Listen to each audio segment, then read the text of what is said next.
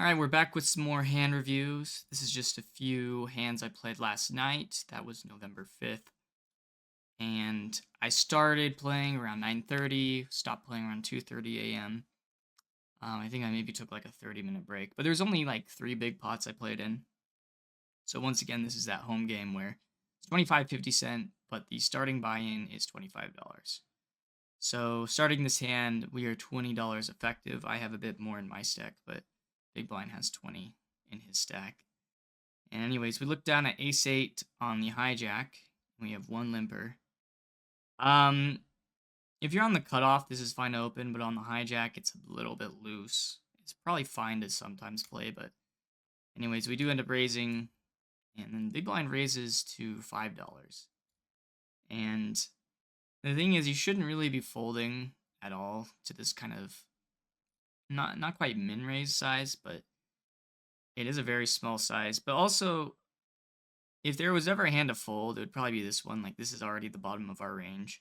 And since Big Blind's not very deep, and we don't really expect him to have worse here, you maybe just fold this. But it's not terrible to call this either, especially when you're in position. So I end up making the call. We flop top pair, which is fine. It's maybe not the best thing because we still lose to ace 9 and better. And then Big Blind leads for $5, so you're kind of just forced to call here, and then we turn trips, which is pretty good because it lessens the likelihood that he has an ace, which makes it so that we can actually call the jam here. If he had just jammed and it was like a 2 or something on the turn, then you probably should just fold because, Big Blind's not really bluffing when he does this. But when he does this, he could definitely have worse, and it's just less likely that he has an ace, so I call, and he shows ace-king, so we end up losing that one. Well, that leads us to our next hand, where I've got $19 in my stack, and we have 2 limpers, and then we have somebody open for $1.75. Now, this is a pretty small open size when you have 2 limpers. You should be going 250 or more, but we decide to 3-bet to 550. I think this is a good sizing, especially with the limpers. And then we have cutoff call, so it's not bad because we're pretty shallow, so we can kind of just either jam the flop or go bet and get it in on the turn.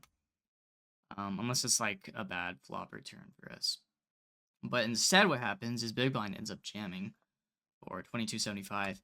And then under the gun +2 calls. Now, you should not really be folding queens for less than a 40 Big Blind jam.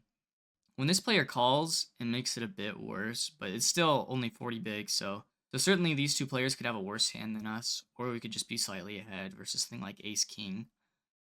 So I end up jamming, and cutoff folds here. So we're going 3 ways. And then under the gun +2, he shows his hand. He has ace-jack of spades. But Big Blind doesn't show his hand until the turn's a heart. And he flips over 7 deuce of hearts. And we don't hit our flush on the river. In fact, he hits a straight, even just to really rub salt in the wound there. But yeah, Big Blind was just playing for the bounty, and he ends up getting very, very lucky here when he only had like 15% pre-flop or something like that. So it's unfortunate, but can't be too upset. We got the money in good. Now this last hand comes from a lot later in the night. We've got King 6 of clubs, and we have 2 limpers. Now you can certainly open this. With limpers, it makes it a little bit worse to open, just because you're kind of just hoping to get some folds pre-flop with this hand. But when you have limpers, they're often going to limp call. And what happens is cutoff, small blind, and big blind, and the limpers call. So we end up going 6 ways. But fortunately for us, it's a very, very good flop. We have a pair and a flush draw. And weirdly enough, small blind leads out for $15. So I didn't realize this at the time, but this is actually exactly the size of the pot. And then we have a jam from under the gun +1, who's short. He's only got like 850 left behind. So now it's on me.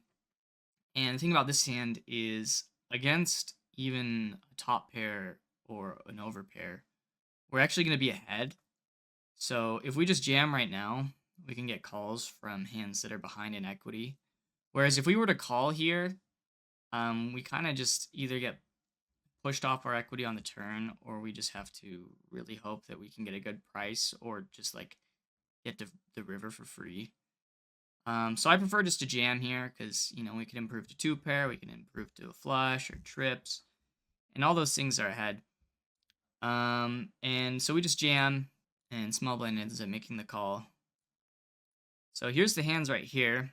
As you can see, I've got about 50% here in equity, and then we have Jack 9, who's ahead of us in hand strength, but behind in equity, and then Ace Queen offsuit with just one club, so we're doing very good against these hands. Against just Jack 9, we also have about 50%, but against Ace Queen, we're just doing very good because we just have a better made hand right now, and we have draw suit, a flush. Turns a 9, rivers a 6, so not a bad result because we win the side pot of $63. So although we don't win the main pot, we do end up winning the most out of this hand. So yeah, I ended up not profiting this session, partially because of that queen's hand, but also just that ace-8 hand made me be down pretty early in the session. And we just didn't really make any big hands until really this one was maybe the best hand we made all night.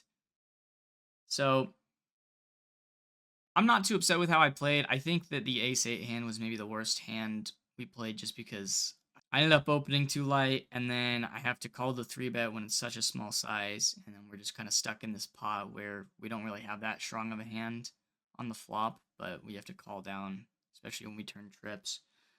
But anyways, that's all I've got for hands today, so thank you for watching.